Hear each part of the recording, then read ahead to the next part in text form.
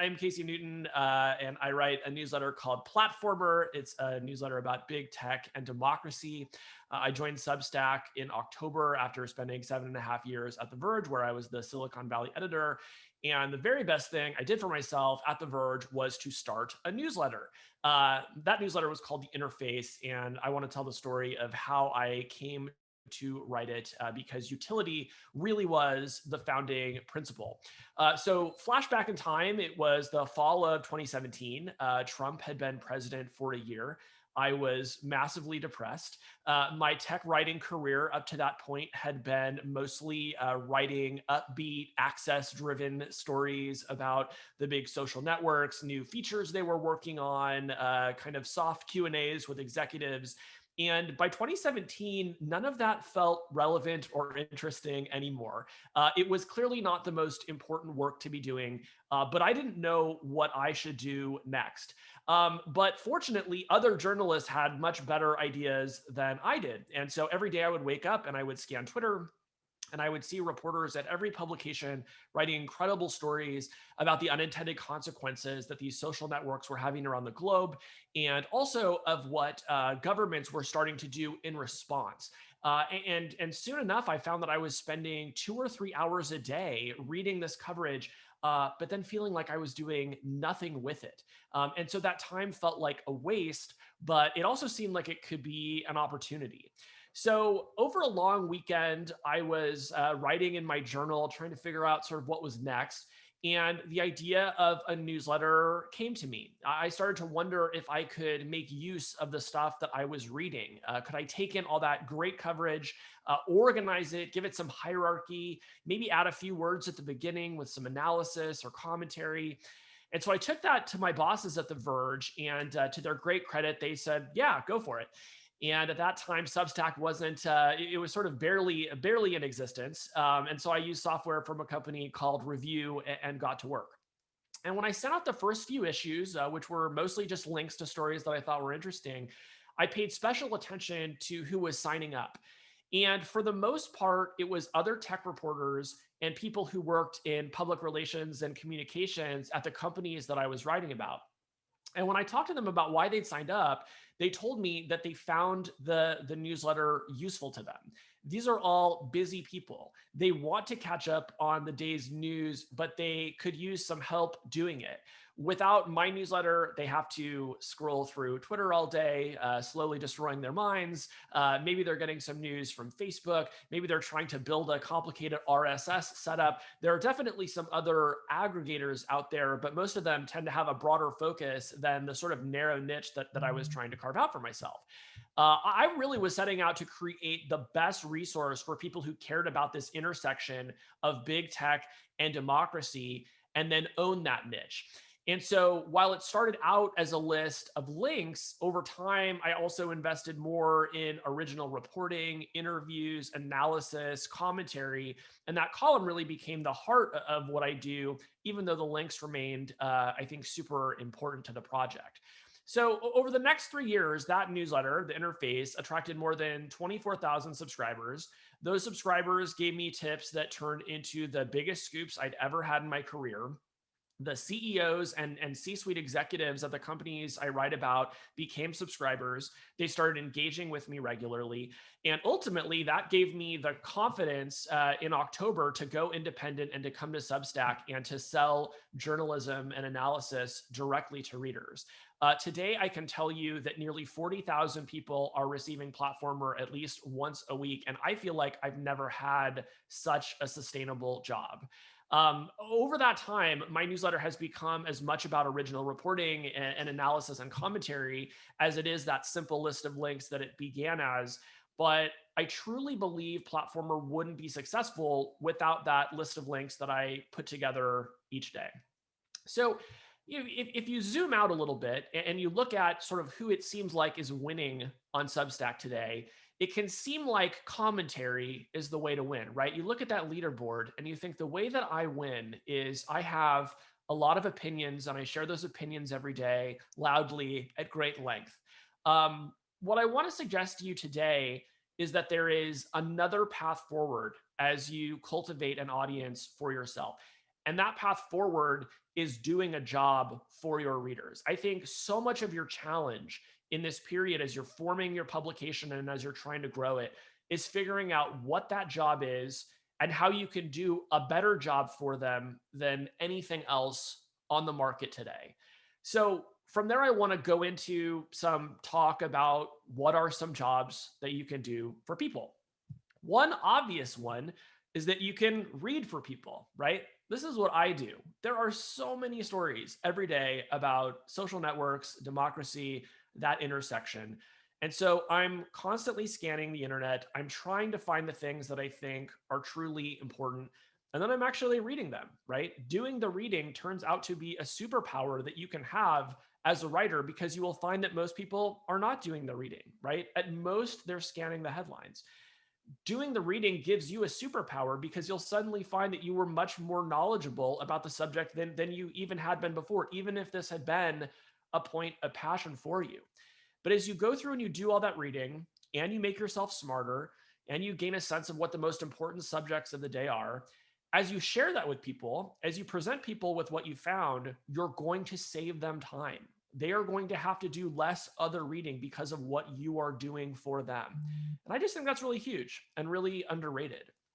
Um, of course, it's not enough to just read the internet.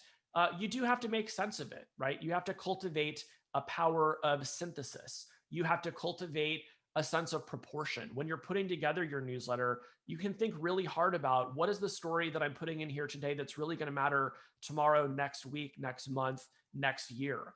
And then how do I organize that, right? Like originally, I think I thought maybe I just put, a list of 10 links at the bottom, but pretty quickly I realized I needed to give that some hierarchy.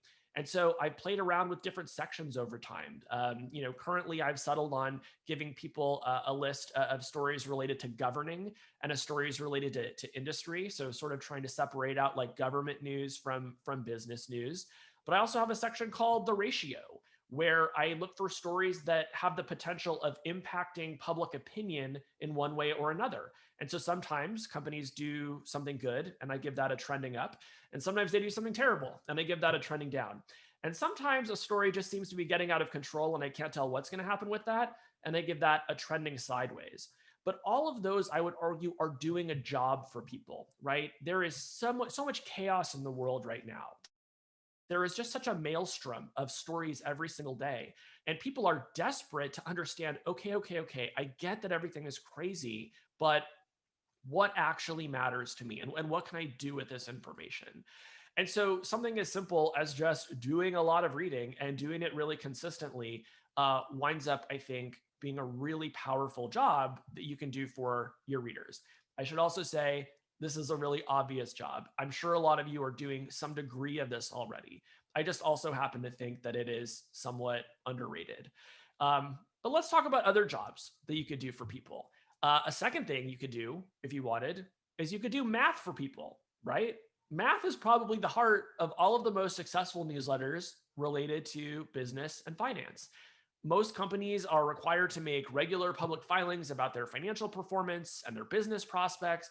And the stock market is basically a daily random number generator that you math savvy writers and reporters can use to break news and make people smarter.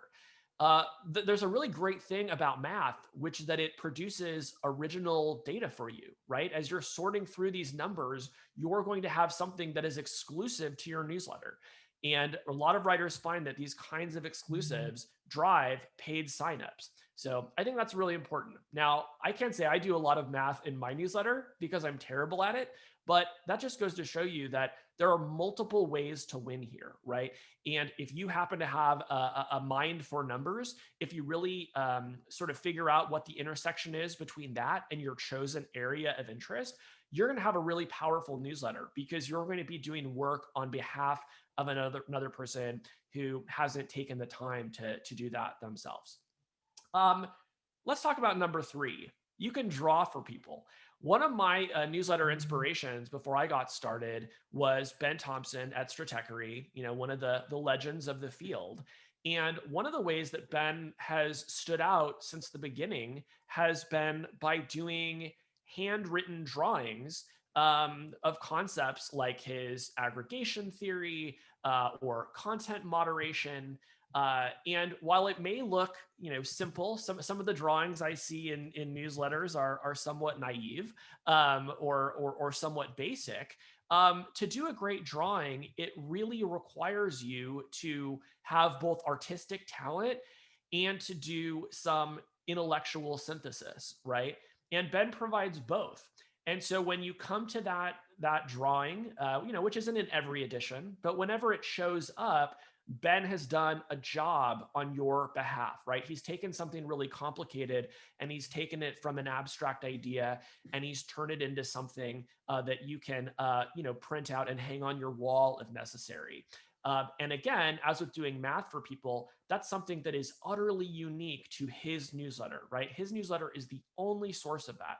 And so that winds up being a really precious thing that he could put in his arsenal and use it to make his newsletter stand out. So I think that's a great one and an underrated one. Let's talk about 4. You can build a water cooler for people, right? So one of the great things about newsletters is that they let us write about niches.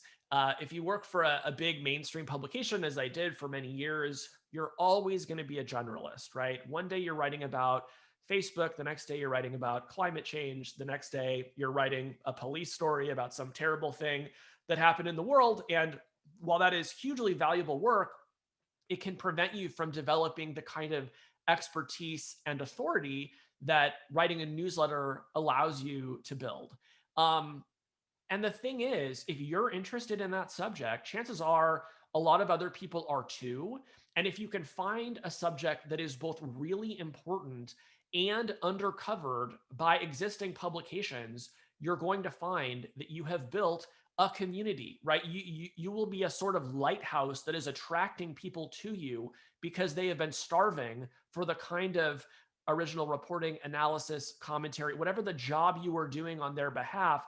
You're going to guide them to you, and they're going to find other like-minded people who they can benefit from communicating with.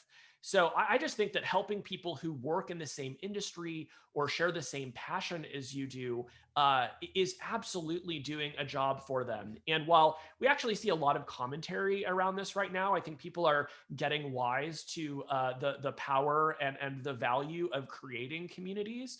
But I think we could all do a better job of figuring out how we can cultivate communities around our work and to do that in the spirit of doing a job for those people, right? Of understanding who is it among my reader base that would benefit from finding each other through my work, and how can I enable that? We've seen so much on Substack how that is just a job that people will pay you to do, right? Heather Cox Richardson's newsletter has been so successful because it puts a powerful focus on building community and then charging for access to it. So think about community as you're building your publication, and think about it as doing a job for folks. And then, the final piece that I would suggest, and maybe because I think I'm actually running a little ahead of schedule, I'll say if you have any questions you want to ask me, I might have time for a few at the end. So you can just go ahead and tweet at me at Casey Newton, and we'll see if anything comes up. But the final thing that you can do, and the thing that I would ask you to do as a citizen, is you can report for people. You can do journalism for people. In the United States last year, we lost 16,000 jobs in journalism, newsroom jobs. And each one of those jobs was someone who was telling stories to a community that probably needed to be told, right? And those jobs have now gone away. Those stories are not being told. And it's such a fraught moment for our democracy. And I believe we need as many eyes and ears paying attention to as many parts of the world as we can right now. And so as you think about what your newsletter can do, as you're thinking about, maybe writing, one more op-ed about, why some obviously bad thing is bad, I would ask you to think, what journalism can I insert into this, right? And the beautiful thing about journalism is you don't need any formal training to pick up the phone and ask a few calls or to file a records request. You can just get curious about something and ask questions and report back what you find. And it is such a powerful tool. And if you do that, I think you're going to be surprised at how quickly readers will reward you for doing a job on their behalf.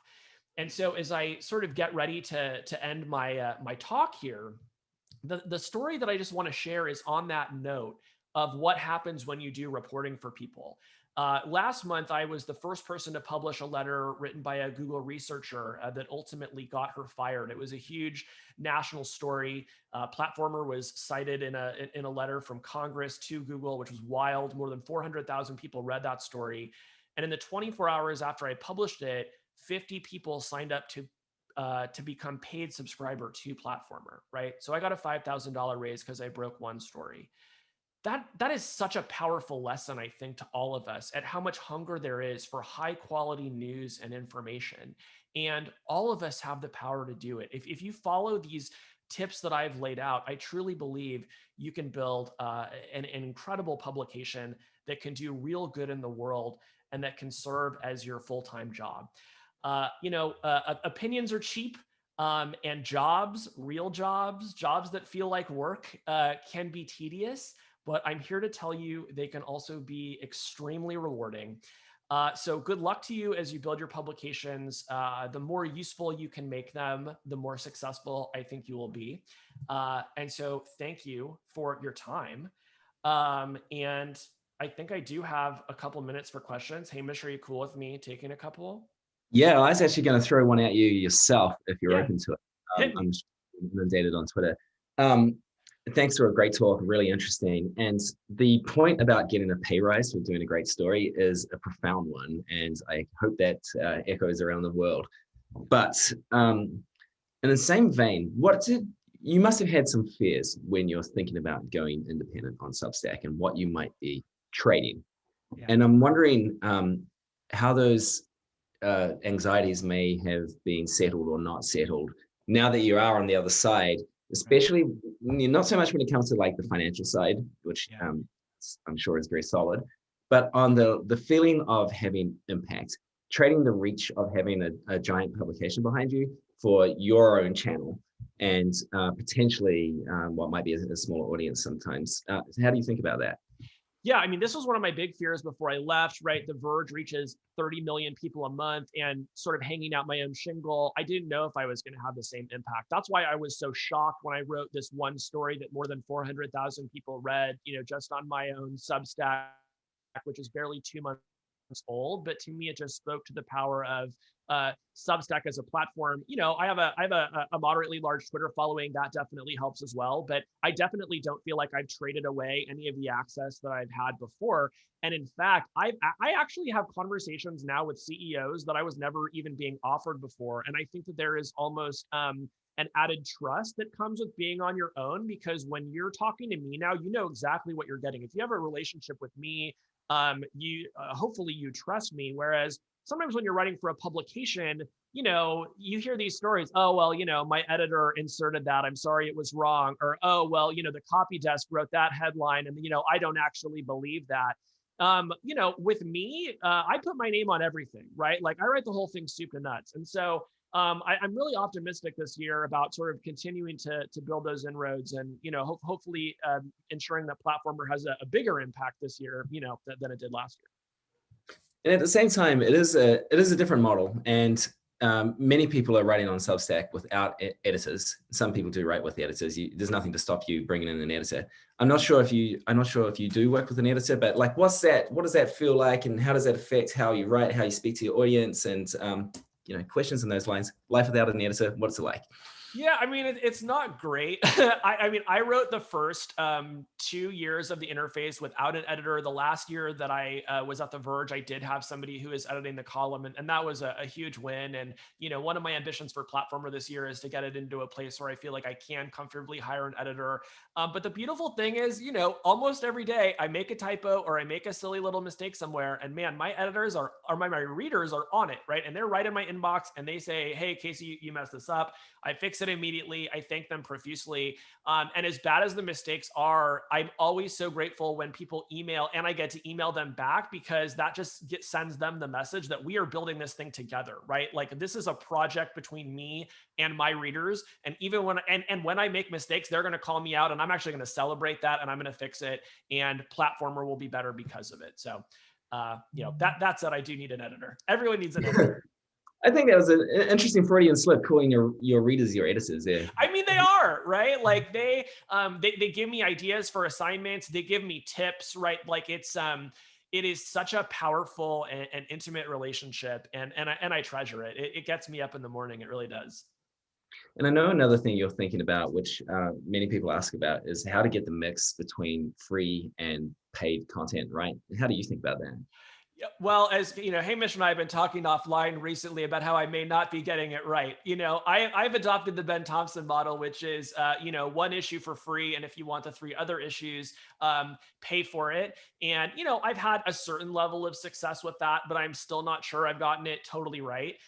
Earlier this week, I had already sort of written my free issue for the week, but then, I just hit a breaking point and felt like it was clearly time for Facebook and Twitter and YouTube to ban Trump from the platform. And so I sent out a second free edition for the week, not because I expected it was going to bring in some, financial windfall, but just because I thought this is really important to me. I want to make sure that the maximum number of people see that.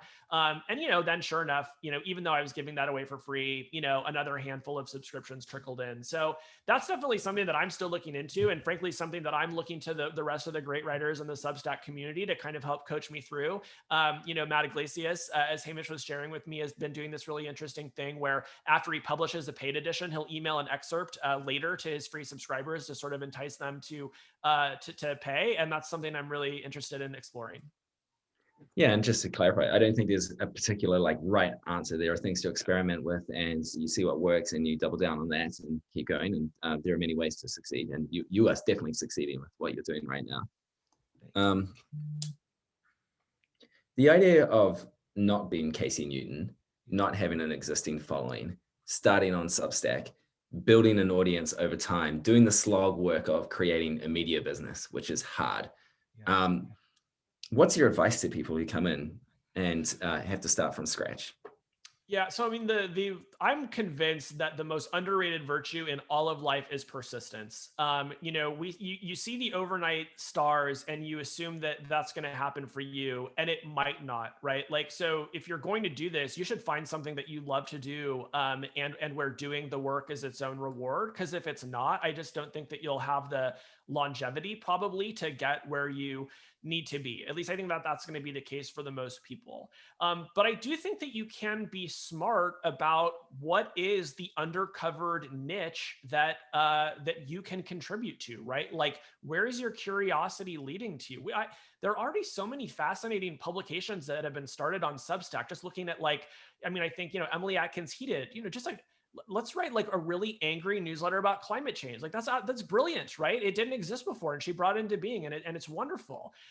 Look at a Sick Note, the new newsletter about this sort of the awfulness of the healthcare industry, right? And this stuff is you can just feel the passion in it, and it's going to bring a different perspective than anything that you're reading in the rest of the press. So I think you should be a good student of the press to know sort of where those unserved corners are. But if you can find them, you will build it, right? I always come back to the example of Petition, an anonymous author with no profile whatsoever, one of the best paid publications on the platform. So if you're going to tell yourself that you can't do it, there's actually great evidence that you can. So find that niche, do a job for your danged readers.